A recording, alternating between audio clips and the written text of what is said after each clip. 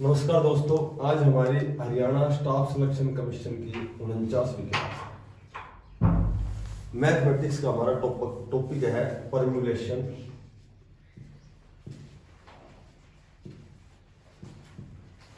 परम्यूलेशन and combination.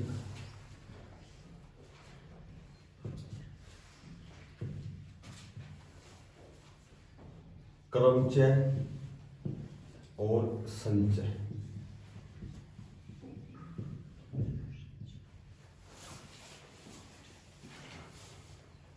क्रमचय और संचय।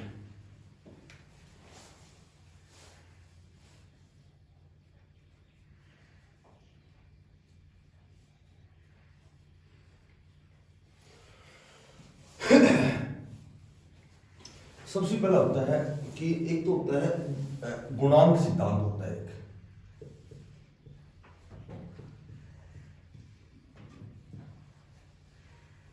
Multiplication method होता है। इसमें लिखो, यदि एक क्रिया m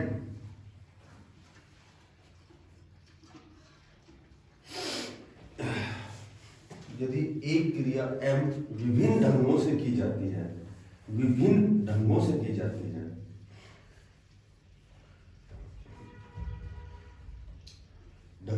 जाती है, उसके बाद दूसरी क्रिया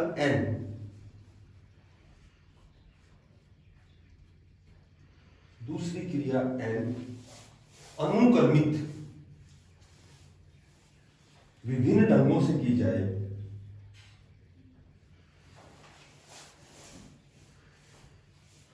तो दोनों क्रियाओं को m गुणा n से रिप्रेजेंट किया जाता है। इस ढंग से की जाती है।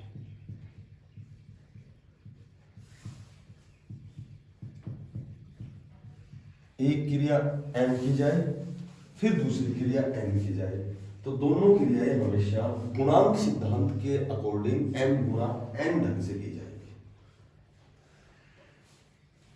कोई कक्ष है, देखो क्वेश्चन कैसे आएगा।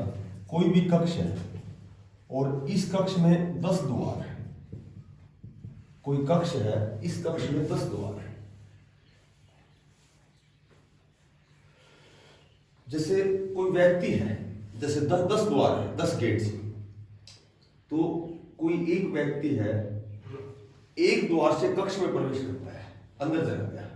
जैसे 10 कक्ष हैं, 1 2 3 4 5 6 7 8 9 10, इस कक्ष में प्रवेश कर गया एक व्यक्ति। अब ये कह रहा है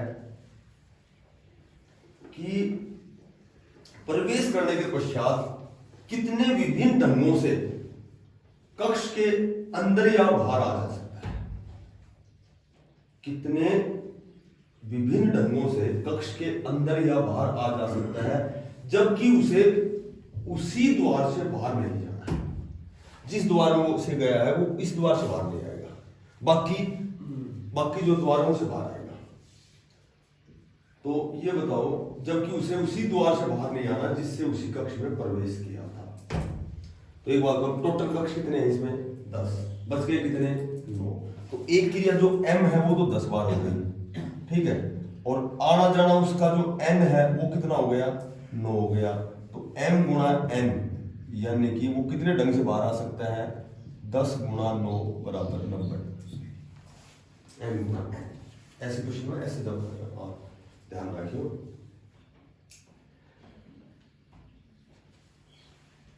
कितने विभिन्न ढंगों से कक्ष के अंदर या बाहर आ जा सकता है, बाकी बचेगा 9, ठीक है।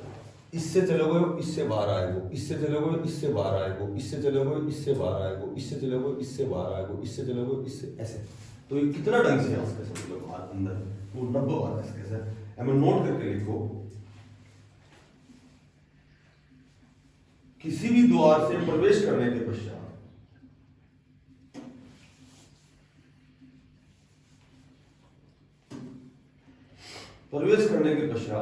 शेष 9 द्वार बचते हैं। शेष 9 द्वार बचते हैं जिससे वह बाहर निकल सकता है।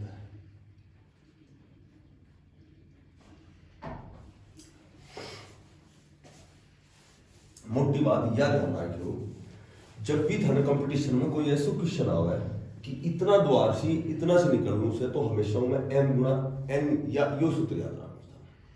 जैसे क्वेश्चन है 3 स्थान है p q r, 3 स्थान है p q r, देखियो होगा p से स्थान q तक जाने के लिए 5 मार्ग है, p से q तक जाने के लिए 5 मार्ग है, ठीक है।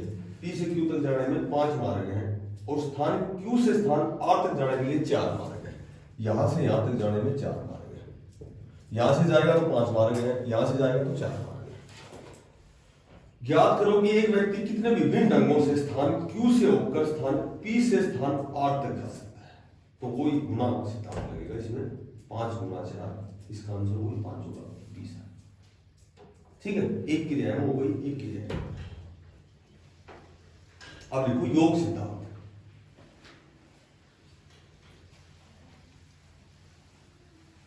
योग सिद्धांत लिखो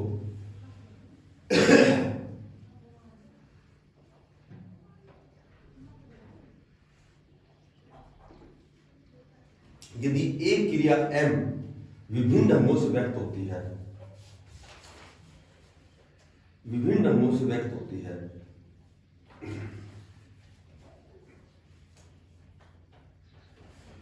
किसी दूसरी क्रिया को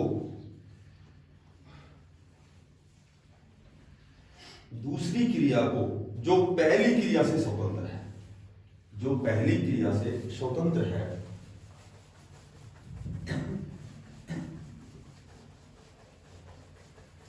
जो पहली क्रिया से स्वतंत्र है, n वो क्रिया n है जिसको विभिन्न ढंगों से किया जाता है। दूसरी क्रिया पहले से स्वतंत्र होनी चाहिए और वो क्रिया n है जो विभिन्न ढंगों से की जाती है। तो दोनों में से किसी एक को m जमा n द्वारा रिप्रेजेंट करते हैं योग सिद्धांत में। m जमा n से रिप्रेजेंट करते हैं। वो तो क्वेश्चन था एक द्वार में कक्ष में प्रवेश कर गया, कोई गेट है, द्वार है, कितने विभिन्न ढंगों से बाहर आ सकता है, तो वो तो गुणा वाला होता है। और ये क्या होता है, योग वाला होता है।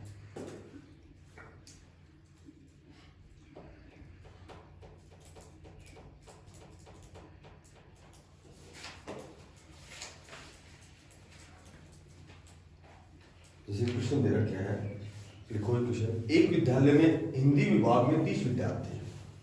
कोई विभाग है और वो विभाग हिंदी विभाग है, हिंदी विभाग में 30 विद्यार्थी हैं।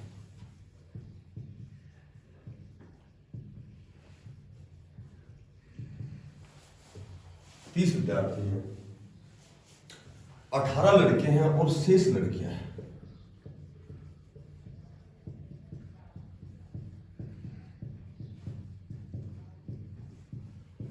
यानी कि लड़कियां हो गई 12, 18 लड़के हैं और शेष लड़कियां हैं। अब जो विभाग का जो अध्यक्ष है उसको यह अधिकार दिया गया है कि उसे लड़कों अथवा लड़कियों में से एक को विभाग का प्रतिनिधि चुनना है। इन 30 में से जो विभाग का अध्यक्ष है उनमें से एक को प्रतिनिधि चुनना है।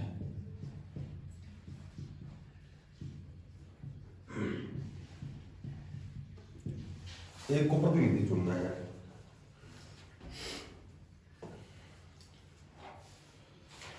ज्ञात करें कि ऐसा कितने विभिन्न ढंगों से किया जाता है।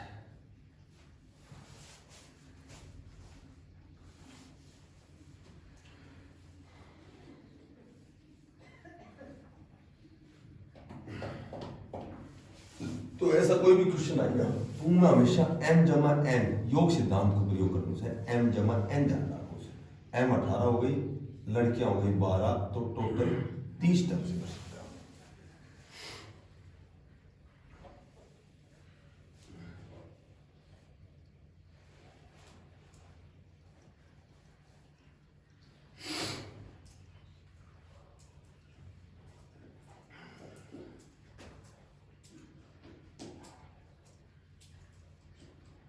एक इसमें इस तरह क्वेश्चन आए, ये दो ही सिद्धांत ध्यान रखने थे, एक तो m गुणा n और एक m जमा। एक क्वेश्चन इस तरह आता है कि कोई शब्द है सेलेक्ट,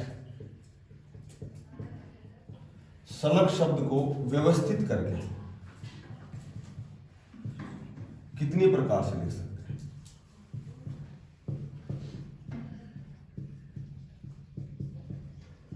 कितने प्रकार से सेलेक्ट शब्द को व्यवस्थित करके कितनी प्रकार से लिख सकते हैं? तो सीधी सी बात है कि मैंने बताया था कि टोटल पहले तो ये वर्ण गिनो कितने हैं, 1 2 3 4 5 6, ऊपर तो 6 आ गया और नीचे क्या लिखना है कि कौन सा अक्षर 2 पर आया है, 3 पर आया है, ई 2 पर आया है तो ये 2 लिखना है। 6 को वापिस 1 तक चलना है, 6 गुणा 5 गुणा 4 गुणा 2 गुणा 1, ठीक है। और ये ई 2 पर है, इसको 2 से शुरू करना है, 2 गुणा 1, ये कैंसिल। 6 पंजू 30, 30 चौका 120 और 360, 6 पंजू 30, 30 चौका 120 और 12 36, 360 का लिख सकते हैं। इसका मतलब है कि कभी ई यहाँ गया, कभी एस यहाँ गया, कभी सी यहाँ गया, कभी टी यहाँ, तो ये कितनी बार लिख सकते हैं? तो ये 360 बार लिख सकते हैं, समझ गए? अगर ये ई डबल नहीं होता ना, मान लो यहाँ एफ होता इसको, तो ये नहीं आता, सिर्फ बस ये रहता, ये रहता, क्योंकि कोई बड़ा डबल बार नहीं है, 3 बार नहीं है।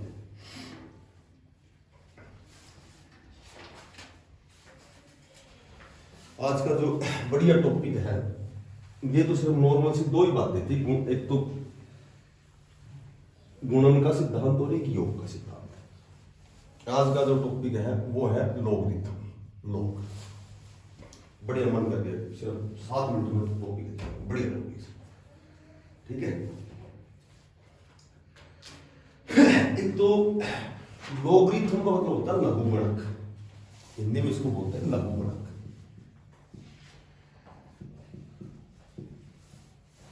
लघुगणक, लॉगरिथम। एक बार क्वेश्चन आया था कि लॉगरिथम का प्रतिपादन किसने किया था? तो इसका जो प्रतिपादन किया था वो था नेपियर, स्कॉटलैंड का। नेपियर ने इसका प्रतिपादन किया, और ये जो नेपियर कहाँ का था? ये स्कॉटलैंड का था, स्कॉटलैंड।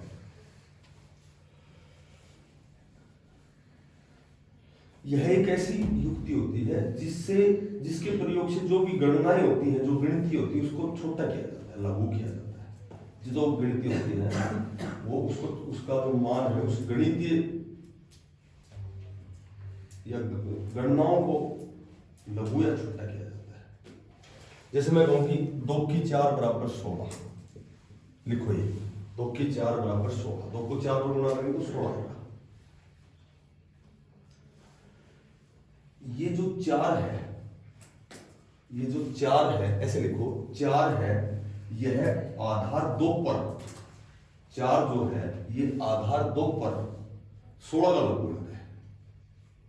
जो 4 है ये आधार 2 पर 16 का लघुगणक है, लॉगरिथम है। 4 लॉगरिथम है किसकी? 16 की, 2, और आधार है, बेस है 2।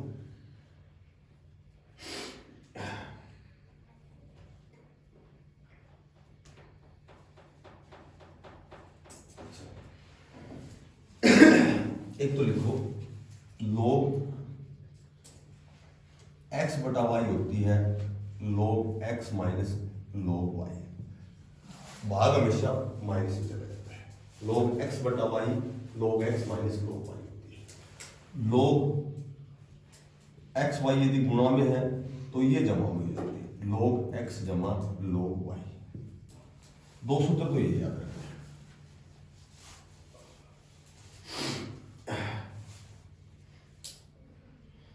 ठीक है।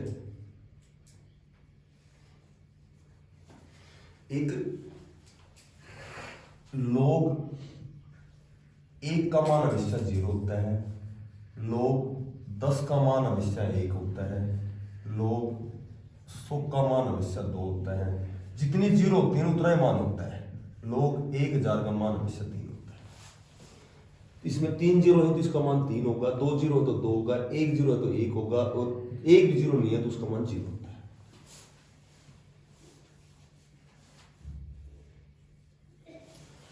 log आधार और पावर यदि दोनों बराबर है तो उसका मान 1 होता है। यदि आधार और पावर दोनों बराबर होती है तो उसका मान हमेशा 1 होता है। अगर log a की पावर b और गुना log b की पावर a, ये हमेशा 1 होता है। a की पावर b डॉट का मतलब गुना b की पावर a बराबर 1 होता है। ये तुम्हारा लेवल में ये छोटे छोटे चार पांच उत्तर है, ये ध्यान रखना बस, ठीक है। एक लघु जो गणक होती है ये 2 प्रकार का होता है, ऐसे लिखो, एक तो होता है प्राकृतिक और एक होता है साधारण। एक तो इसमें प्राकृतिक प्रणाली होती है और एक साधारण प्रणाली होती है। साधारण जो प्रणाली होती है उसमें जो बेस होता है, आधार होता है, वो 10 होता है। साधारण प्रणाली में जो आधार होता है, बेस होता है, 10 होता है, जो आजकल हमारी व्यवहारिक प्रयुक्त होता है। और जो प्राकृतिक प्रणाली है, नेचुरल जो मेथड है, इसका आधार एक अपरिमेय संख्या होता है, ई होता है, ई, ठीक है। ई का मान कई बार पूछते हैं कि लघुगणक में ई का मान क्या होता है, तो ई का मान लिखो 2. इसका मान होता है 2.71 और ये 82 लगातार चलता रहेगा, ये लगातार 82 चलता रहेगा, 2.71 82 ये अनंत तक चलता रहेगा।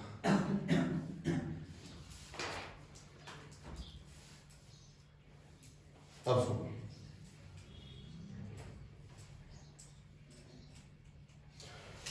यदि मैं कहूं कि log है a की पावर b और इसकी पावर n आ जाए तो ये n कहाँ जाती है, ये आगे आ जाती है, n log a की पावर b। मोटी बात ये है कि मैं कहूँ कि log, जैसे ये क्वेश्चन आ गया, log 10,000 का मान, ये मान बताओ, तो सीधा डायरेक्ट याद रह जाएगा कितनी जीरो है, 1 2 3 4, तो इसका मान 4 आएगा, ऑप्शन में 4 मिलेगा।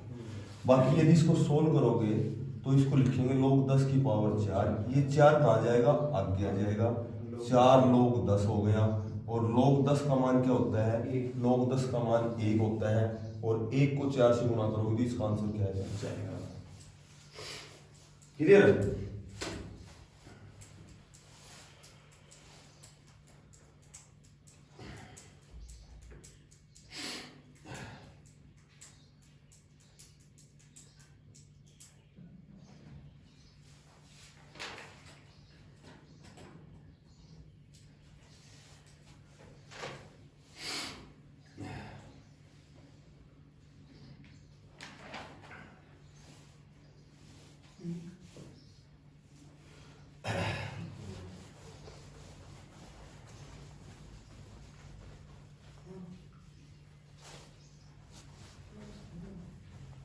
अगर मैं कहूं कि log 200 का मान बताओ, देखो log 200 का मान क्या है, log 100 का मान तो 2 हो गया।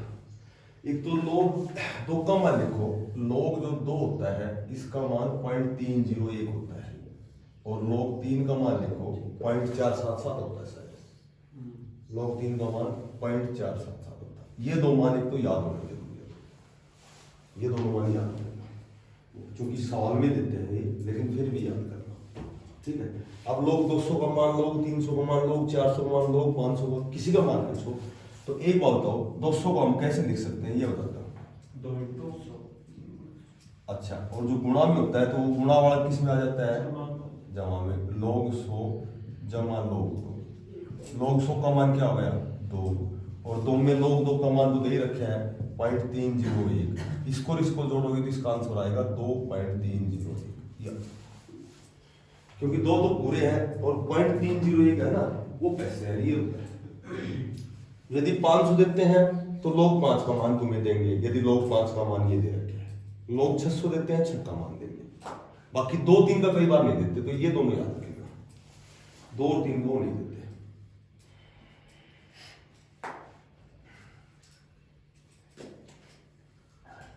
और जैसे क्वेश्चन दे रखे हैं,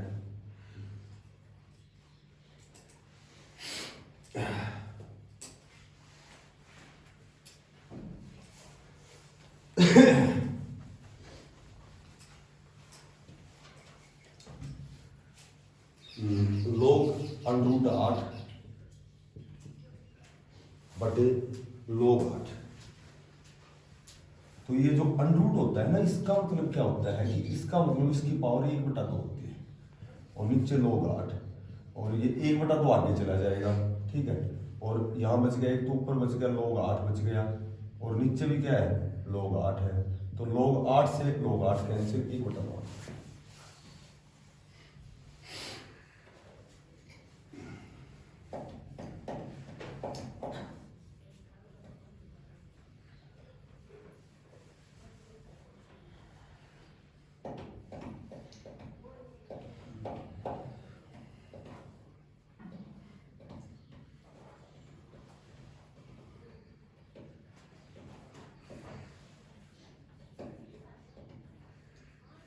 जैसे थोड़ा सा इस तरह क्वेश्चन आ जाए कि log 2 का मान दे रखे है हमें, log 2 का मान दे रखे है 0.301, log 3 का मान दे रखा है 0.477। तो हमें पूछ लिया देन 48 की पावर 12 का मान बताना है।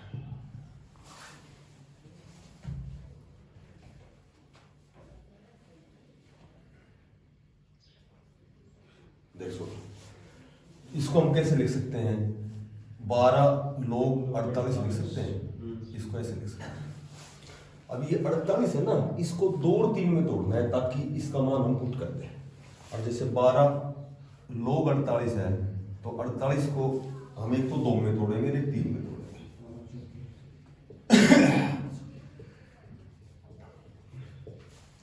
2 की 4 और गुणा 3, ये देखो समझ में आएगा, ठीक है।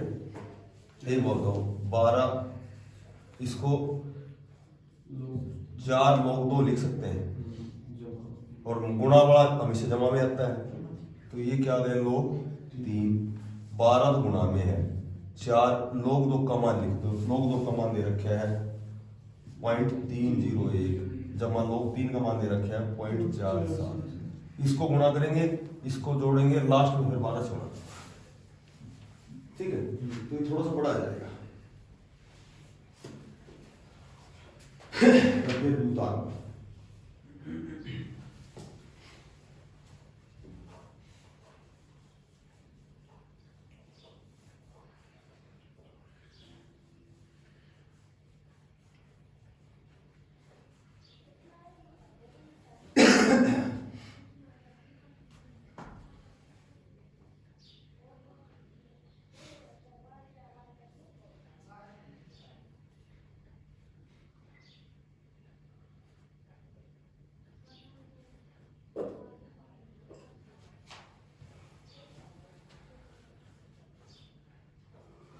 ठीक है।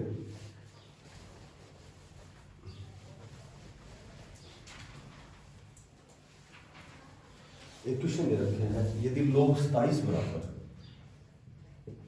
1.431, तो log 9 का मान बताना है, निकालो शाबाश। यदि 27 का दे दिया तो 9 का कैसे निकालोगे?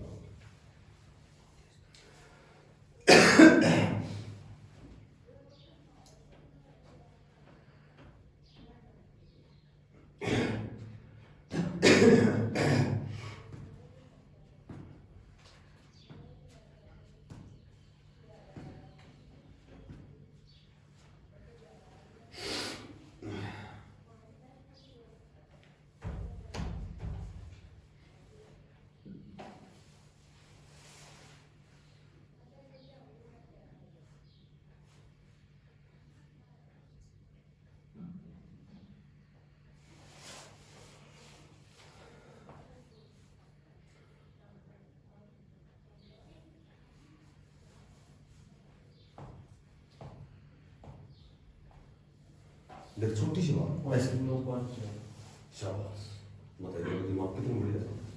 और ये तो जब 1 बजे सो गया 9 बजे।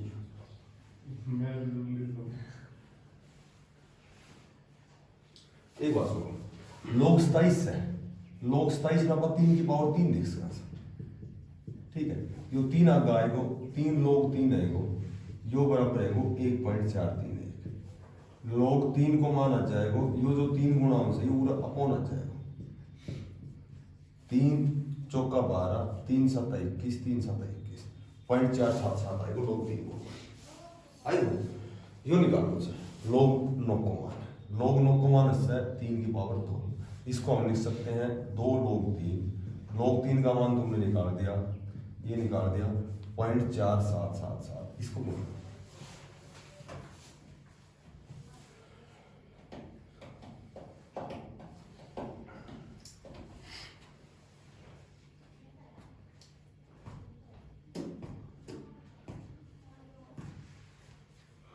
4 टॉपिक और बचा सी एक कोऑर्डिनेट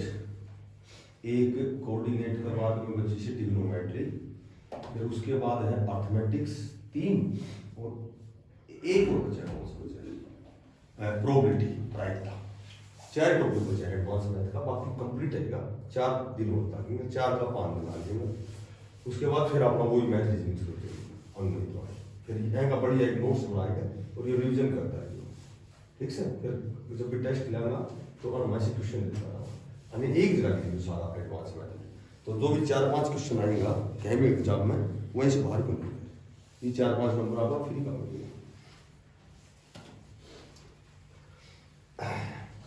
और जय कंपटीशन में यदि 50 नंबर को मैथ हाउस है उनमें तो थाने कम से कम 10-12 क्वेश्चन मिलेंगे एडवांस मैथ और जब मैं हरियाणा का टेस्ट है ऐसे CET में सारे क्वेश्चन यही है क्योंकि मैट्रिक स्टैंडर्ड है CET इसलिए मैं थाना पूरा टॉपिक कर रहा हूँ एक क्वेश्चन दे रखे हैं लास्ट log a बटा b जमा log b बटा a बराबर दे रखे हैं log a जमा b तो मानना है a जमा b को मान बता ये बढ़िया सवाल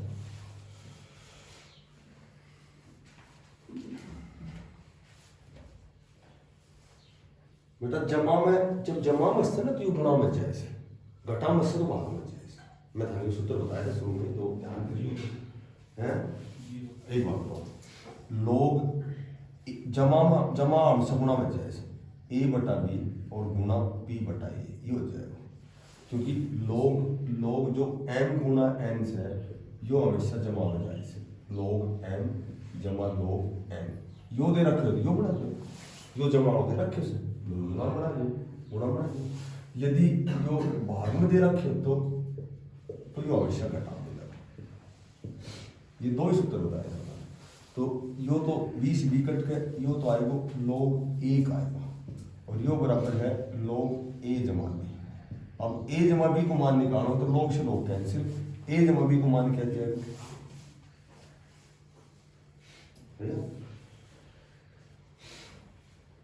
ये जो जीरो मान आओगे ना log 1 को मान जीरो आओगे पूरा का जबकि केवल a जमा b को निकालो इसलिए log से log कैंसिल a जमा b को मान निकालो हालांकि log 1 को मान जीरो से लेकिन ये पूरा बच जाएगा केवल a जमा b का अंतर एक है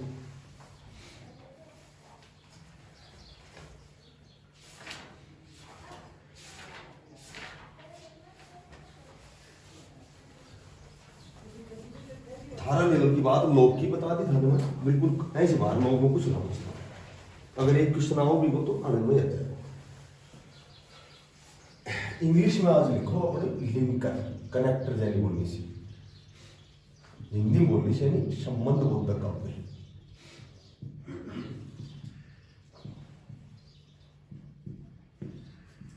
हिंदी में होता है ये संबंध बोधक काव्य लिंकर या कनेक्टर आज थाने का पेयर्स याद करना चाहिए यदि हार्डली जब भी किसी वाक्य में देखता है तो तुम्हें वहां वेन बनना है स्केर्सली SCARCELY स्केर्सली मुश्किल से ये भी वेन बनना है तो नो सुनर यदि दिख जाए थाने तो थाने देन बनना नोट ओनली दिख जाए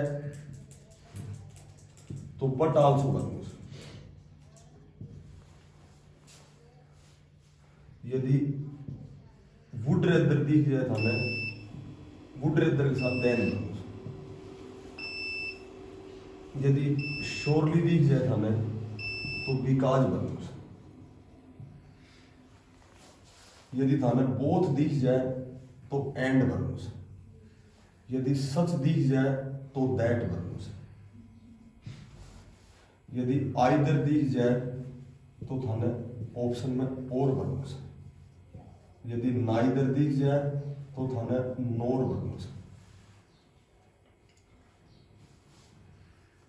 वेट एयर दिख जाए तो थाने टिल बनू से, शुड दिख जाए तो लेस्ट बनू से, work hard लेस्ट you should fail. अच्छा, उसके बाद आल तो दिख जाए तो थाने यट बनू से, दो दिख जाए तो थाने यट बनू से।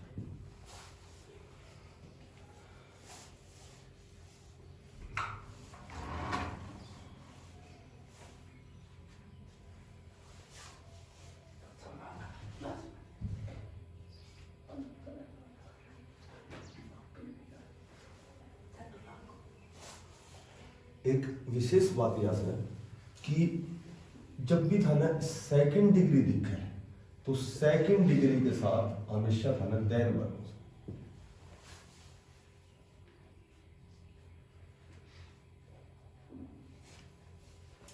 सेकंड डिग्री यदि दिख जाए तो थाना हमेशा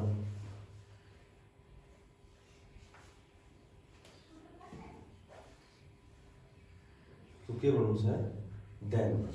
सेकंड डिग्री लिटल की little, less least, ill worse worst, much more most, good better best.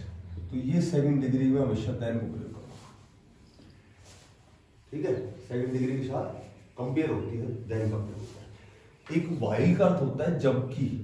तो एक वाइल कहाँ बनना है, यदि इधर फर्स्ट फॉर्म के साथ आईएनजी दिख जाए तुम्हें, इधर भी तुम्हें फर्स्ट फॉर्म के साथ आईएनजी मिल जाए तो हमेशा वाइल का होता है जबकि। Ram is playing while Ram is reading, दोनों और यदि फर्स्ट फॉर्म के साथ आईएनजी आए तो हमेशा वाइल का प्रयोग करना है।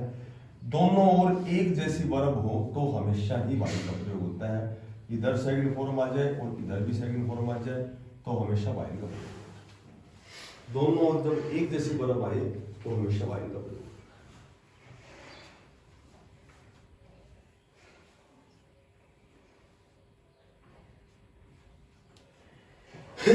तो ये तो करिए तुम जोड़ा,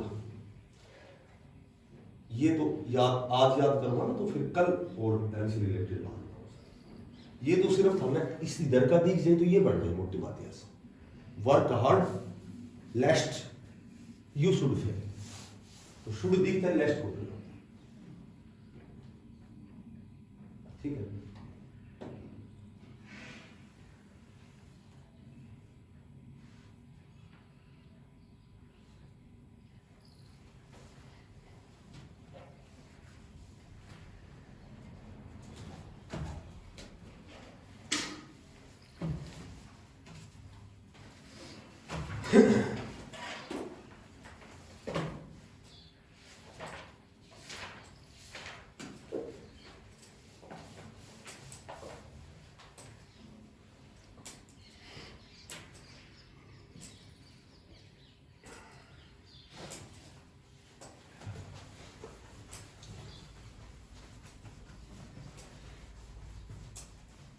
बायोलॉजी को टॉपिक लिखो आज।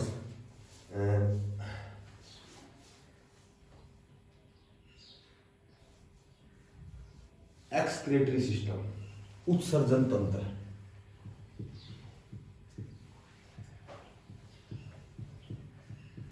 उत्सर्जन तंत्र, सांस लेना, उत्सर्जन करना। जो भी अपना शरीर में जो विषैले पदार्थ बन जाए, अवशिष्ट जो पदार्थ बन जाए, उनको निष्कासन करना सा, बाहर निकालना सा, उनको उत्सर्जन कहा जाता है।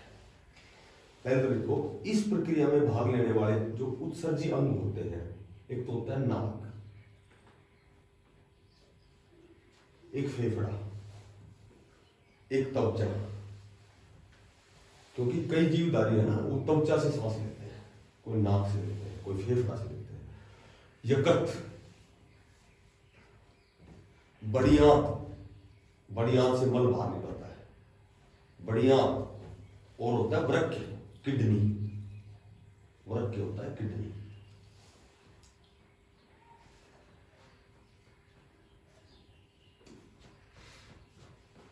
पाचन क्रिया के दौरान, ऐसे लिखो, पाचन क्रिया के दौरान, पाचन क्रिया के दौरान भोजन का कुछ हिस्सा अनपचा रह जाता है, कुछ हिस्सा ऐसा है जो पचता नहीं है, अनपचा रह जाता है।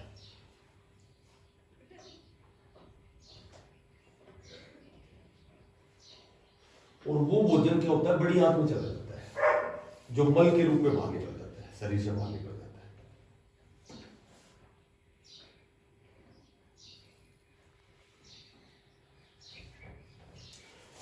हर मनुष्य के शरीर में दो वो होती है वृक्क की, किडनियां होती हैं, 2 किडनियां होती हैं। मनुष्य के शरीर में 2 वृक्क होते हैं, 2 किडनी होती हैं जिनका भार 140 ग्राम होता है, एक का भार 140 ग्राम होता है। 140 ग्राम की 2 किडनी होती है शरीर में। जो ये किडनी होती है, इसका जो निर्माण है लगभग 1,30,000 सूक्ष्म नलियों द्वारा बनता है। 1,30,000 छोटी छोटी जो नलिकाएं होती हैं, सूक्ष्म नलिकाओं द्वारा होता है इसका किडनी का। जो किडनी का निर्माण होता है वो छोटी छोटी नलिकाएं होती हैं, 1,30,000 नलिकाएं होती हैं जिनसे एक किडनी का निर्माण होता है, और उनको नेफ्रॉन कहते हैं, नेफ्रॉन, नेफ्रॉन कहते हैं।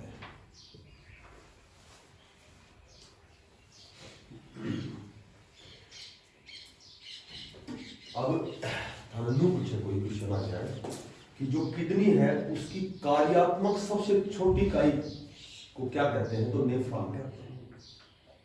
जो किडनी होती है, जो वृक्क होता है, उसकी जो सबसे छोटी जो इकाई होती है, कार्यात्मक इकाई जो कार्य करती है, वो इकाई होती है, वो क्या होती है, वो नेफ्रॉन होती है। अब एक क्वेश्चन आया था कि 24 घंटा में मानव शरीर से कितने मूत्र उत्सर्जन है जाए, लगभग 2 लीटर। ठीक है, 2 लीटर जो मूत्र है वो उत्सर्जन हो जाता है, इसका निकल जाता है।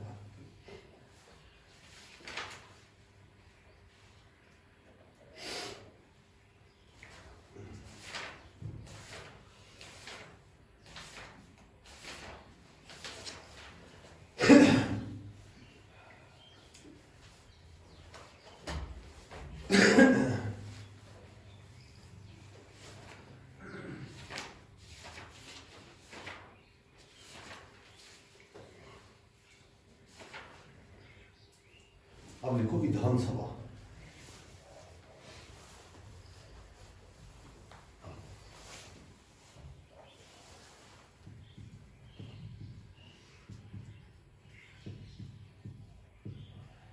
विधानसभा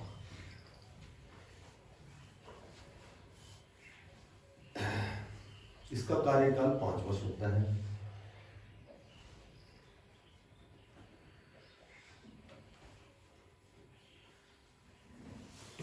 जनता द्वारा प्रत्यक्ष रूप से जो भी सदस्य वो चुने जाते हैं।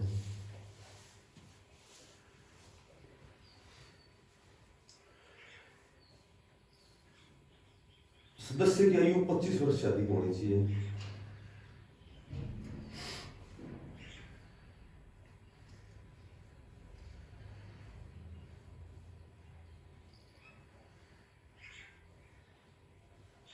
विधानसभा के सदस्यों में सबसे कम संख्या सिक्किम में है, 32।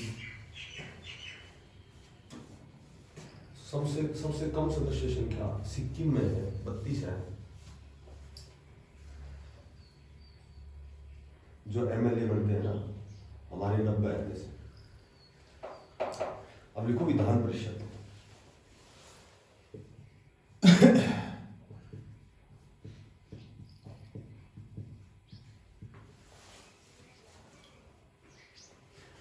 यह विधानमंडल का उच्च सदन है।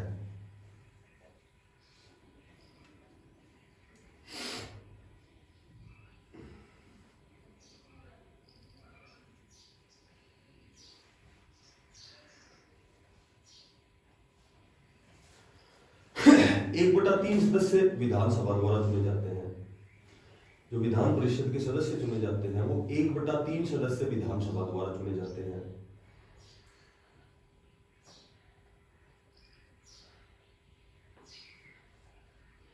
1/3 सदस्य स्थानीय संस्थाओं द्वारा चुने जाते हैं। 1/3 सदस्य स्थानीय संस्थाओं द्वारा चुने जाते हैं।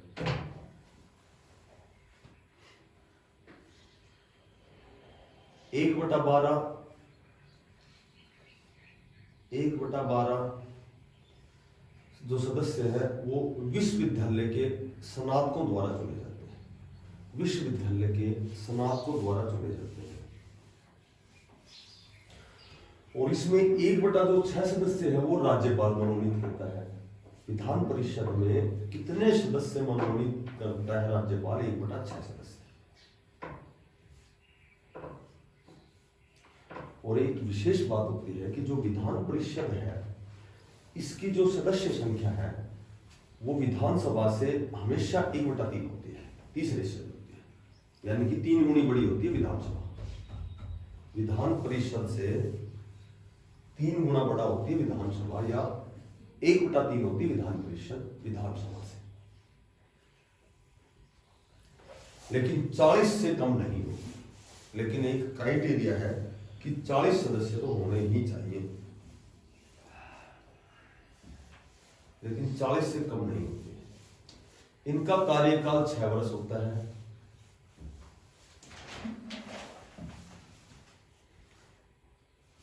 इनका कार्यकाल 6 वर्ष होता है।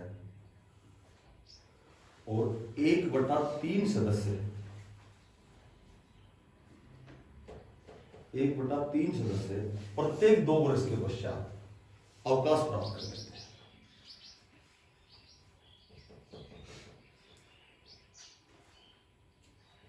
और जो सदस्य है उसकी जो क्वालिफिकेशन है आयु की वो 30 वर्ष से अधिक होनी चाहिए। विधान परिषद का जो सदस्य है उसकी आयु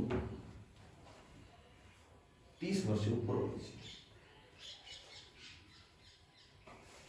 एक छोटा टॉपिक लिखो, विधायी प्रक्रिया।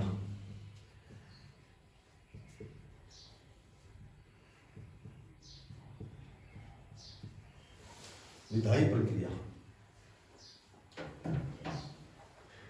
धन विधेयक केवल विधानमंडल में प्रस्तावित किया जा सकता है।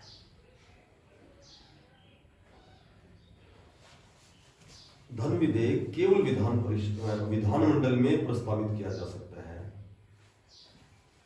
विधानमंडल में प्रस्तावित किया जाता है यदि उस राज्य में विधान परिषद है,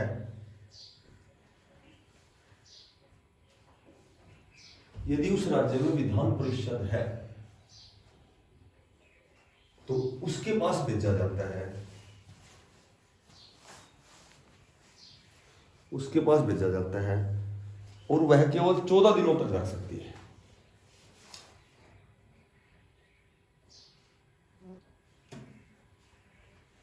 वह केवल 14 दिनों तक उस धन विधेयक को रख सकती है, इससे ज्यादा विलंब नहीं कर सकती। वो 14 दिनों तक विलंब कर सकती है। और यदि उस राज्य में विधान परिषद नहीं है तो राज्यपाल के पास भेजा जाता है।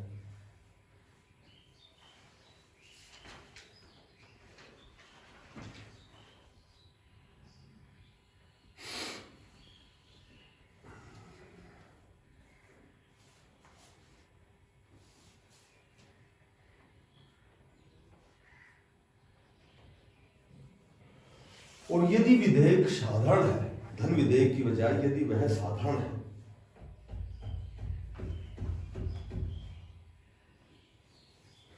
तो विधान परिषद इसे अधिक से अधिक 3 मास तक रोक सकती है। साधारण है तो 3 मास तक रोक सकती है।